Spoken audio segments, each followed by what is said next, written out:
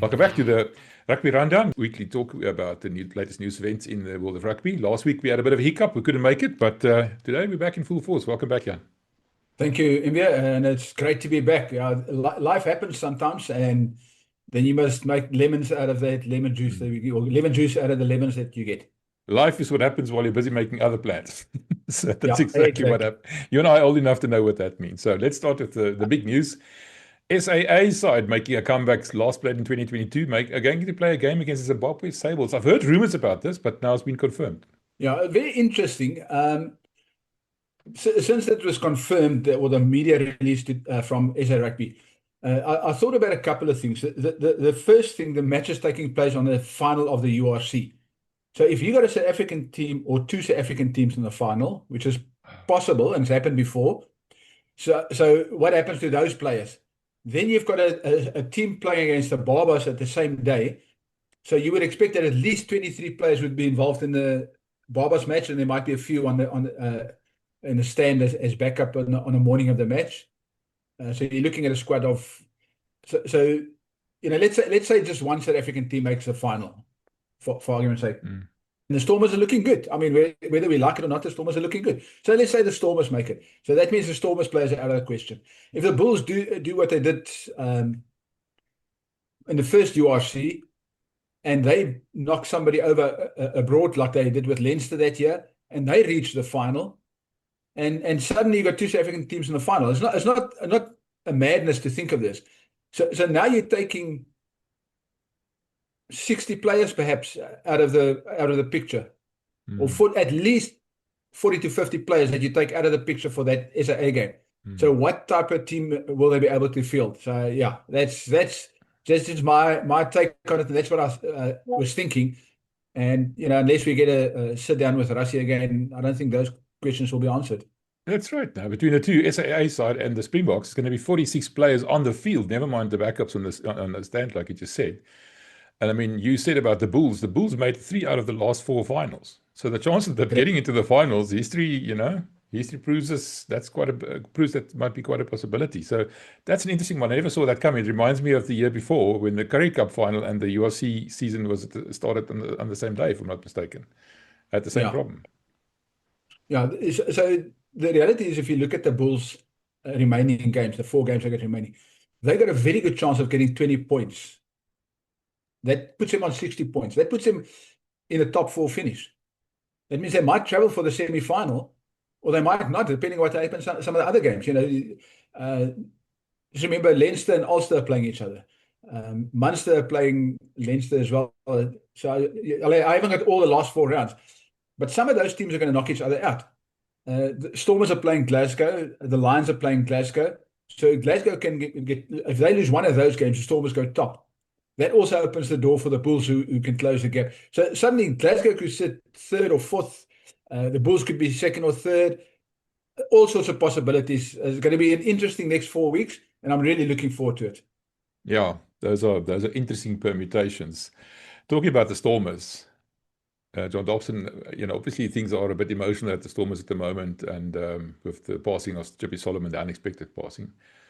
And yesterday, he had a lot to say about people's reaction to Salman Mourad, and I have to agree with him 100%. I hated the reaction on social media about Salman Mourad leaving. He was a true servant of the Stormers. He's a good player. Rassie sees something in John Dobson, sees something in him. I don't like people reacting like they did, and I'm happy that John Dobson said something about it. Yeah. Look, there's and Dobson calls the keyboard warriors, and we've got a few on 365 as well. Some serious. If you want to criticize somebody, do it under your own name. Don't go under a pseudonym. And so we have to write under our own names. So I know there's some guys that probably don't write under their own names, but we have to write under our own names. So if I say something about Salman or about Sasha, I do it under my own name. So Sasha knows where it's coming from. He's got an opportunity to confront me either privately or in public if he wishes to. Dobson has a chance to confront me privately or in public. And same with Salman. But these guys are true keyboard warriors. They sit with their cell phones and their mobile phones, and they spew bile, and they think they are so tough. Put your name on it and go say to the players. Turn up at the stadium and go say to the player. And those guys all disappear. And so, I know that some of these guys who have the most to say are not even in South Africa. Yeah. So the guys who have a nappy rash because you call them keyboard warriors are guys who's not even in South Africa. Yeah, they can call the players anything they want under the sun. They can call you and me any name under the sun, and they do. I mean, we've had our fair share of abuse ourselves, but because we put our names and our faces out there. But the moment you turn on them and call them a keyboard warrior or something, they get all indignant and, they grab the fainting powder, whatever you want to call it, because they've been insulted. Come on, man. If you want to play the game, then play the game. Talking about Sasha as well. I was very adamant at the beginning of the year when John first made Sasha the captain that's too early. Sasha is still a player developing. He has to grow into his skin. He has to grow into that position. He wasn't initially being seen as a 10. I think, as far as I know, he was maybe a 10, a 12 or a 15. He's grown into that position. Rossi has now thrown him into in on the deep end, and he's swimming quite well. But he's still a young player trying to find his feet. And obviously, the highest trees catch the most wind. I'm not sure if that's a direct translation that works, but the point is clear. Sasha needs to be given space and time to find his feet. And again, people think the players are oblivious to these social media comments. They're not. They read them. They're aware of them, and it does affect them. The problem is these players will say, "Oh, they're in the public eye." They are, of course, they're in the public eye, but they are still human beings, And the guys and like you just said, the guys who are making these calls, anonymous calls and name calling or whatever they do, are the guys that don't do it they hide behind anonymity. And that to me is the biggest thing. If you want to have something to say, put your name to it. Do it in public and put your name to it, and then let's see. So are they just actually bullies? But I love taking on bullies. Yeah, you know that. Right, let's get back to the SAA team. I got a bit sidetracked there with the Stormers. What's the idea behind the SAA team? Forget about the fact that the URC final. To me, that's a very worrying thing that I wasn't aware of until you just told me now. But what's the idea behind playing the SAA team and the Springbok team on the same day? Maybe get more depth, try a few other players. So, Zimbabwe is not the greatest, but they probably also need game time. There is a World Cup coming up and they qualified for that, so they need game time. It will give some of the fringe players. I can see that being a very young, uncapped team. So I can't see that team include many caps, unless Rassi's got other plans. That there's players that he needs. Maybe he uses his Japan players to have a run out in that game. So the other thing could be the Japan players that and there's a lot of them. So between the Barbos game and the SAA team, you can give 46 players a good run out on the day.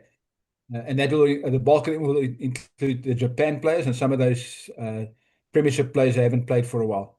Victor Matfield said a little while ago there are very strong rumours that Rassie might be fielding two sides this entire season, two strong sides, two independent sides, almost call it that, especially towards the end of the year. Isn't that maybe a first sign of that? That he plays, he sort of has two teams, and they practice together, they train together, but they're going to be seen as two separate squads, kind of a thing. So some of them will play in the Nations Championship, some of them play in the greatest rivalry, some of them will go on tour or not. The point is, you're not going to have one or two players being interchanged. You're going to have squads interchanged, something like that. I think it's just the escalation, how accurate that is. And I'm saying it, Jan de Koning, because I know Victor. As a pundit, he's not been very accurate. So his accuracy rate or his prediction rate is not very good. So. Okay. Especially on rumors. So, and I'm not talking about his predictions for matches. His predictions on rumors is not very high. But that being said, he's a great person. Maybe he's got insights that we don't have. And if that's the thing, it's just an escalation of what Rassie did last year. He did a similar thing, but in a smaller margin. He just swapped this team around all the time. I mean, 9-10 changes a match, and it's not unheard of. Yeah, no, I remember the Italy game. It was a completely different side. We still said, what's up with this weird side? I remember. And they still ended up playing with 14 players. It's even worse. So, yeah. Let's talk about the Varsity Cup final. Tukkies the other day was out of this. They're playing in the Shield. They were demoted, and lots of hoo-ha about that. Back in the competition, they win the sixth final. They win the sixth title, never mind final, and they quite comprehensively beat the Eagles. The Eagles last week just ran over Marties. What does it tell you about the Varsity Cup? Is it healthy? Is it getting a bit unhealthy with all these trials and tribulations and experiments they're trying to do? Or what's the state of affairs in the Varsity Cup? I must be quite honest. I haven't watched much in terms of Varsity Cup. So Tukkies coming back like that, to me, says that the system there is very solid. It's a sound system. De Wey and his team Swartboy, the way Swartboy and his team are doing something right. So let's give credit to the management, the coaches, and the players for doing what they did. And you're right. From a team that 2 years ago played in the Shield, to bounce back like that means somebody said, "Listen, this is not happening again." And we know. I mean, the Western Province, or when it was still Western Province before it became those ugly Stormers, didn't make the Super Rugby. The one year I think EP or somebody made the Super Rugby in the Super 10 or something. There was, and the Bulls, I know they also missed the cut once or twice. So it's happened to teams, and usually teams come back stronger from that because that wakes people up and they decide to make a call. We know what the Lions did. So the Lions got kicked out, not through their own fault, but through some underhanded boardroom tactics. The Lions got kicked out, and they came back stronger and played in 3 finals. So it happens when teams take a drop, take a dip, and then suddenly they decide, okay, enough is enough, and then they get their structures in place. So I think that's, you got to give credit to the management, the coaches, and the players for what they did. Yeah, I'm just interested in those, like I said, experiments. Some of them I like the fact that they don't have a goal line dropper. They took a scrum, a 5-meter scrum, like in the old days. Yeah, I want to see that coming think back into rugby. I love that. I think that's a good idea because if you manage to get the guy over his goal line, and that goal line dropout is a thing in Australian Rugby League and rugby in Australia because they want to avoid set pieces. Mm. So they want to eliminate the scrums. So they wanted to, and that's where that goal line dropout comes from. I never liked it. I've only on a rare occasion see somebody take the kickoff and attempt a drop goal. And 1 or 2 worked, 1 or 2 didn't. Yeah. So I am very happy that at least somebody is looking at bringing scrums back for when you're over the line. I mean, how many games where a player is so close and a guy lies under the ball, there's a new tactic, it's a new trick, and they train that, is that when you're close to your own line, get hold of the guy and pull him over your goal line and drop to the ground. Mm. And it's something they will have to look at. I mean, if you take it over the line and you drop it down, that's their ball. So then it must be a 5-meter scrum because they didn't do that. You did it. You took it over your own line. Anyway, that's just my view of it. But I like the 5-meter scrum, and it's there are things in Varsity Cup, which the chance to take a tap kick from the 22 and try and score within 2 minutes. I think it's something nice. It creates some excitement, it creates a buzz. There's some other stuff which I don't agree with, but yeah, by and large. Varsity Cup's a nice place to experiment with. It's exciting. It's a vibrant brand, and the students like it. I mean, bar 1 or 2 really bad Varsity Cup games. Varsity Cup games in general have more spectators than we've seen all year at Ellis Park. So Rudolph can be as cross with me as he likes, but if you can't get more than 2,000 people on a big game for your prime team for the home team. And you can get 10,000 or 15,000 on a Monday night at a Varsity Cup game. You're doing something wrong, not the Varsity Cup. The Varsity Cup is doing something right, and you're doing something wrong. Yeah. Now, the law of unintended consequences, something like that. Remember, we talked about this, about making rule changes, but you're not thinking it through. One of the rules that worked well is the access thing that now works well with contestable kicking. But like you just said, the teams have now perfected the art of pulling the player over the goal line and then forcing a goal line dropout. That takes away the entire momentum that you've built up over several phases. So yeah, I'm a believer, and I'll fight to the day for a 5-meter scrum to make a comeback. Since we spoke last, I spent some time with the Bulls a whole week inside, and I was impressed by how happy the team was. And just after I left, David Kriel announced he's going to La Rochelle. That's now along with Salman Murat that we talked about earlier. But for me, the most shocking announcement last week was Ruan Urquia going to Japan. It looks like he's going to Frans Ludikus' team, Kubota Spears. That's not been confirmed, but it looks like it. But that's 2 years ahead of his intended contract. He was just the other day signed up to 2027. Now he's leaving 2 years earlier, or a year earlier, sorry. Why? Yeah. How does that work? Was he bought out? Why would he want to leave? Was this done before Johan came on board? I'm a little perplexed there. What are you hearing? I've heard that, let's call it a request from Rassie. He wants, and I've got to give context here, the reason why Nortje is there.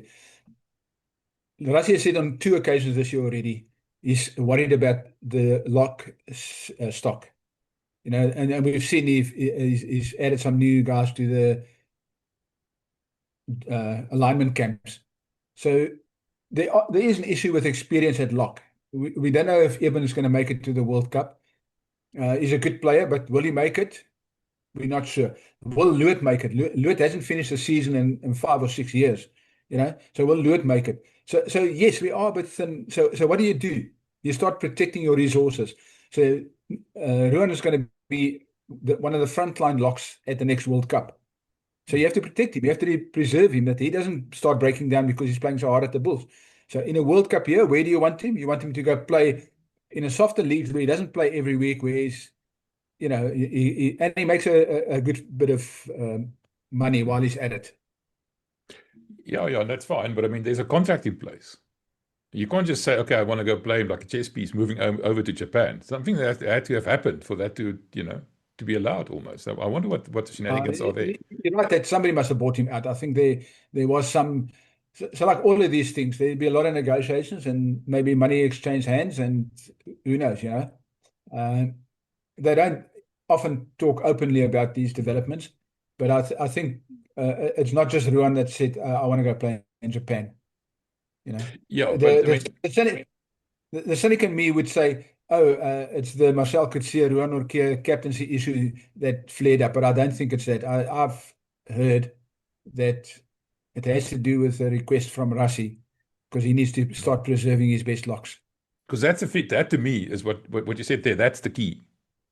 The fact that Rassie was looking ahead and said, listen, I need to save this player, and spare this one, put less miles in his body, kind of a thing.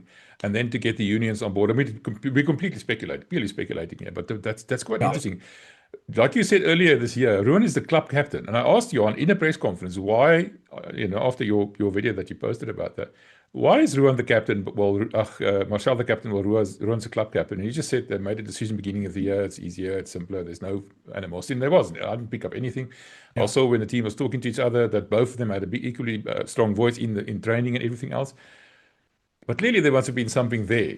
I would have thought a player of the stature and importance of Ruan Nortje, that would have been a big thing. It would have had to be decided at a very, very high level. And it would have taken some persuasion almost, I could say.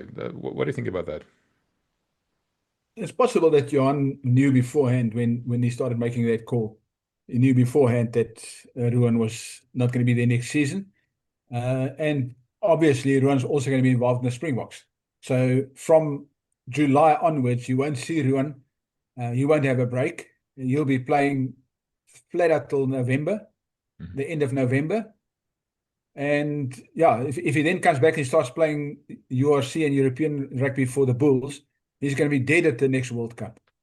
So to me, it's not the captaincy issue is a sideshow. I think the real issue is you need to start preserving players, key players, and I think Rassie is in a way is doing that. Obviously with the cooperation of the unions. Yeah, that makes sense to me. Do you think the same situation applies to Kurtley Arendse, for example? I know he was on that sabbatical last year that he went and he wanted to stay over there, but they kept him to his contract and he came back. He's not going to finish out his contract. But I mean, that must be part of the reason as well. Earn a lot of money. I think you earn up to 4 times what you earn in South Africa. And then, play far less rugby, play far fewer or far less strenuous rugby. It's easier on the body. You have 3 or 4 months off. It makes sense now that you've explained that side of it to me. And then the question I'm asking you is that should we see anything sinister in the fact that so many of the Bulls marquee players are leaving, or is it just a sign of the times? So the logical explanation would be that Johan Ackermann is busy building his own squad. Some of those players are not going to be available because of Springbok duty. So what is he doing? He's trying to get depth in a squad that he can actually practice with. Remember when he started, I think it was 2 months after he arrived, or even more, 2 months into the season, where he finally had a full squad. It was December, to be correct. It was in December where he finally had the full squad, the entire squad on the training field for the first time. So what does a coach do? How does he start winning games? And we know what the run was with the Bulls. I mean, they're doing very well now. They got into the last 16 of the European Cup. They got a good chance of being in the playoffs of the URC.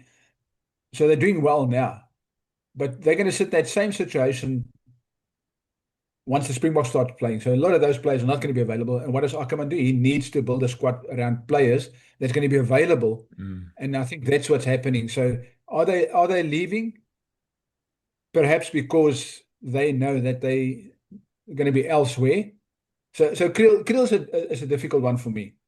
Maybe he is just money. So maybe let's take him one at a time. So Kriel is just money.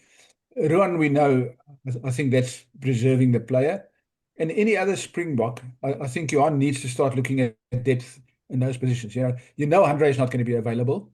I mean, you'll see Andre play 5, maybe 6 games a year for the Bulls next year, because up until November he's got Springbok duty.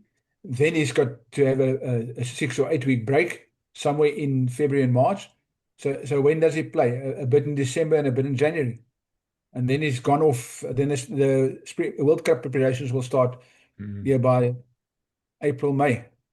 So, those sort of players, and that's where Johan is going to start building a squad. And I think that's what he's busy doing. That's actually such a good point. I never thought of it like that. That's very, very clever. I hear exactly what you're saying. Makes sense about Gerwin Bosch coming now, and a couple of other signings that we're aware of. Takir Abrams, for example. Yeah, it makes sense. Sharks are doing the same thing. They're sort of getting rid of their Springboks almost, or parking them to the side and choosing and buying players that they know can play for them for a longer period, because they lack cohesion, because the Springboks are in and out and in and out. And that's part of the reason why the Sharks are struggling like that. And why the Stormers are successful. They don't have that many Springboks this year, or this season for that matter. Now, that makes a lot of sense to me. The Lions have a consistent squad. They might have a few more players out now, but they've had a consistent squad. So they've had a chance to build over 2 years. Yeah. I wonder how many Lions players can end up in that SAA team, as a matter of interest. It will be, because, I mean, even though they can they got a good chance of making the playoffs, they'll be traveling, because I can't see them finish higher than 5th or 6th. I don't see them make a top 4 finish. So they're going to be travel from the quarterfinals onwards.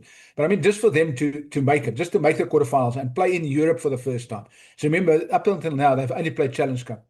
So if they make the playoffs, the big spin-off, whether they go any further than the quarterfinals, the big spin-off is next year they play in the Champions Cup. And that's very, it's a significant growth for a team that's had so much trouble. And given the small budget they have with. Yeah. Except if they end up in 8th and the Challenge Cup winner then will replace them then. Remember, it happened to the Sharks the other time. No, it doesn't. That rule's been changed. Oh, is it? That's such a good thing. Okay. What is it now? Remember when the Sharks fell out? When the Sharks finished 8th and they fell out, the very next year that law was changed, the rule was changed. So the Challenge Cup winner won't automatically qualify for the Champions Cup next year? No, they will. They will. I mean, if it's in the same... what is it? I must go check it up again, but that law did change. So somebody else who will fall out. So they might the Challenge Cup winner might not automatically qualify for. That's interesting. We'll dig into that a little bit, because I caught you unawares there. Sorry for that. Yeah. No. There was a discussion elsewhere about this whole thing, and the fact about the Sharks that I know that law was changed after the Sharks. So I must just, like you say, do my homework. But we'll follow up on it next week. Yeah. Yeah. Okay. Yeah. Well, let's do it next week, and okay. We're gonna do our homework properly and come back and tell the viewers. Yeah, I like throwing these zingers out to you and see how much. Yes, I can catch you out. Seeing the wheels, start seeing the wheel spin. Eh? Yeah, I see that little mouse running like a maniac up there on the little wheel. Let's get to the speculation section of this podcast. It's the one I love the most. I've got a theory. I want to hear what you say about this. I read this morning or sometime this week. Moana Pacifica is probably going to get kicked out of the Super Rugby because their sponsors indicated they're not going to be supporting them next year. World Rugby withdrew their funding. Sky News or Sky Sports, sponsored the jersey. That's now fallen away. They're in dire financial straits. So they're probably not going to be there anymore, which opens up a gap in Super Rugby. Faf de Klerk arrives in Bloemfontein signing for the Cheetahs. Faf de Klerk, Springbok, double World Cup winner. What's he going to do in Bloemfontein? Play Currie Cup every now and again, a bit of SA Cup? I don't think so. I think there was a bit of a carrot approach here. There's something that was dangled in front of his nose. And I'm, adding 1 and 1 and getting 7. So what do you think of my theory? The Cheetahs might have finally found a way into Super Rugby. Frans Steyn has said on numerous occasions, publicly, that Super Rugby, they need to find another competition. And Super Rugby is an option where he would like to do, because you can't see themselves getting into Europe because they're not playing URC. So, they can't, this Challenge Cup invitation. It's difficult for them because remember, they don't play any rugby after the Currie Cup. They've got a month off. They play 2 games. They take another month break. They play 2 games. And they end up playing against top French teams.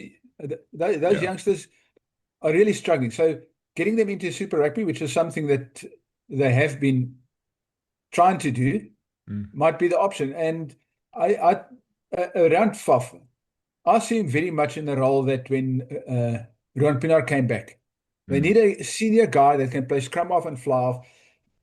And that stability in the field, in the game, is what they lacked since Ruan and Francis retired. They don't have that calmness. Those guys sit in the coaching box and they can shout and scream blue murder.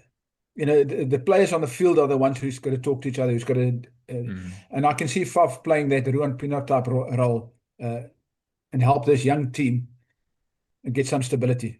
Yeah, but at the moment, the Cheetahs are almost like a pub rugby team. Every now and again they get together, have a couple of beers and play a bit of rugby, like you just said.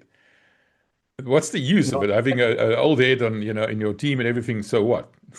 By the time they play again, it would have all, gone out the window. There is something more to it. There's something lined up for the Cheetahs, and I'm going to take a bet today and see how far we go. But I'm sure there's something on the horizon. Yeah, I'm sure. No, I wouldn't be surprised if it's a Super Rugby thing. Yeah, if it's a Super Rugby thing or something else. I know there was talk of that European second-tier competition with the Romanian teams and stuff. I don't think that went very far, but so it's not something out of the ordinary. It's not something very alien. The fact is they spoke about it. It's been spoken about. The Cheetahs need another competition. They can't just rely on the SA Cup and the Currie Cup. I mean, at the moment, as things stands, they won't even qualify the Currie Cup. See, they got Griquas, Pumas. Who else is there? Boland is Boland 4th or 5th. SVD, Heineke Meyer.